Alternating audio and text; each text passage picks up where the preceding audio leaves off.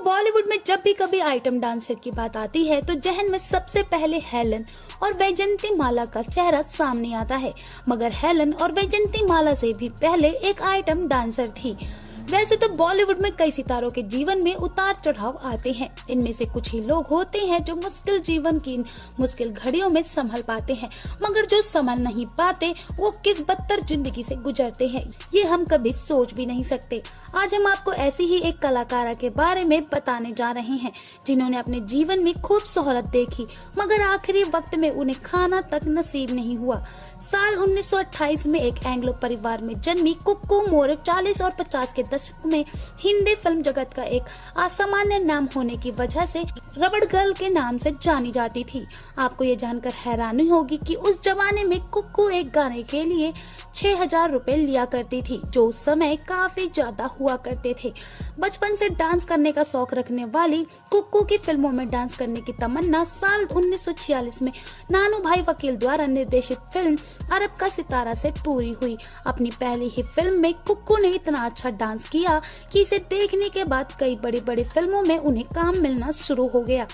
कुक्कू मोरे मशहूर dancer Helen के पारिवारिक मित्र थे। 40 और 50 का दशक वो समय था जब कुक्कू की वजह से ही फिल्मों में कैबरे डांस जरूरी हो गया था। अपने डांस के अलावा कुक्कू अपनी शान और शोहरत के लिए भी जानी जाती थी।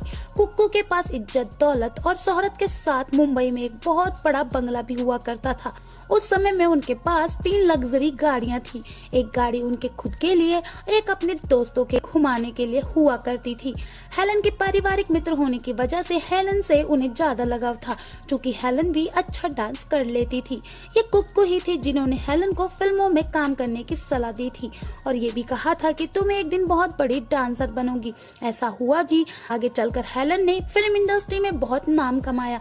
खुद हेलन आज भी फिल्म इंडस्ट्री की दुनिया में कदम रखने का श्रेय कुक्कू मोरे को ही देती है। वो कुक्कू ही थी जिनके कारण हेलन को साल 1951 में आई फिल्म सबिस्तान कोरस में नाचने का मौका मिला और कुछ समय बाद साल 1958 में दोनों ने विमल रॉय की फिल्म यहूदी और हीरा मोती में एक साथ काम भी किया।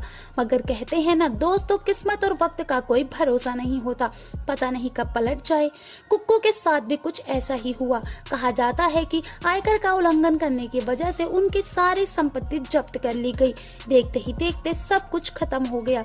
मशहूर अभिनेत्री तबस्सुम के अनुसार कुक्कू अपनी इस हालत का जिम्मेदार अपने आप को ही मानती थी। वो कहा करती थी कि जब उनके पास दौलत और शोहरत थी तब उन्होंने इसकी कदर नहीं की और आखिर में एक एक पाई के लिए मोहताज के अनुसार बड़े बड़े 5 स्टार होटलों खाना खाने वाली और अपने दोस्तों को भी खिलाने वाली कुक्कू का एक समय ऐसा आया कि वो सब्जी मार्केट में जाकर सब्जी वालों द्वारा सब्जियां साफ करने के बाद जो डंठल और सूखे पत्ते सड़क पर फेंके जाते थे उन्हें बटोर कर पका कर खाती थी। आखिर दिनों में कुक्कू बहुत बीमार हो गई थी। उन्हें कैंसर ने गिरफ्त कर लिया था। मगर अफसोस की बात यह है कि जीवन की इस मुश्किल घड़ियों में भी उनके साथ ना कोई रहने वाला था और ना साथ देने जिस निर्देशक से वो प्यार करती थी ने भी इन्हें नहीं अपनाया। आखिर वक्त में ऐसा हो गया कि इंडस्ट्री ने कुक्कू को गुमनामी में ही छोड़ दिया। उनके पास दवाई खरीदने तक के भी पैसे नहीं थे, जिसकी वजह से वो अपना इलाज भी नहीं करा पाए। इंडस्ट्री से कोई भी मदद करने के लिए आगे नहीं आया।